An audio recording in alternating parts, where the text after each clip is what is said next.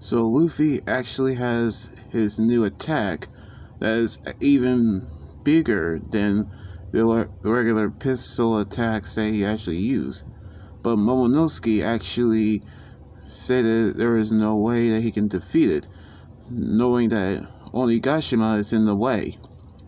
which he was actually thinking about his family because he's trying to find a way to revive the Kozuki clan in the future. That's how he is trying his best to create a flame cloud to help push the island away. But we can tell how Kaido is going to use his attack on Luffy, which he using a new attack called Flaming Drum Dragon, which his body is covered in flame, and which one touch can actually burn him alive. Or in the translation, the Great Blazing Dragon Torch, in which we see how Luffy is actually going to use his new attack called the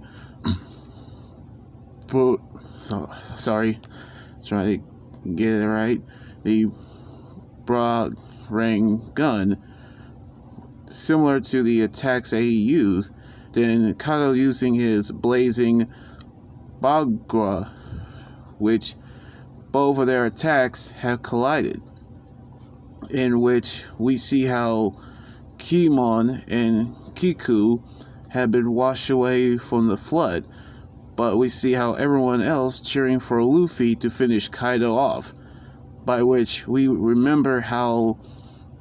the disaster began when we see Oden being burned alive as they're trying to run away in fear, in which Kaido heard about Momonosuke as his heir, in which he's trying to kill him as well, knowing how Orochi telling everyone not to shoot anyone, knowing how anyone who actually tell him for the daimyo to choose whether to help him or wage war, in which we see the daimyos of Udon, Ringo, Hakumai, and Kibi, which named after the actual daimyos, but they knew how they're going to not worship anyone who is a Kozuki, but they were actually going to avenge Oden for what happened. But Kaido had burned them all to the ground, knowing that they won't actually serve him as well, in which that's when the factories have been created and the people are forced to work as their slaves, meaning that the pollution of the water has turned into toxic. But we see how Wano has transformed into the area that we see today. But now everyone has been ordered to work as slave on the Udon prison camp, as well as the fact that everyone have eaten the defective smile fruits. But now we see Orochi planning on taking Hiyori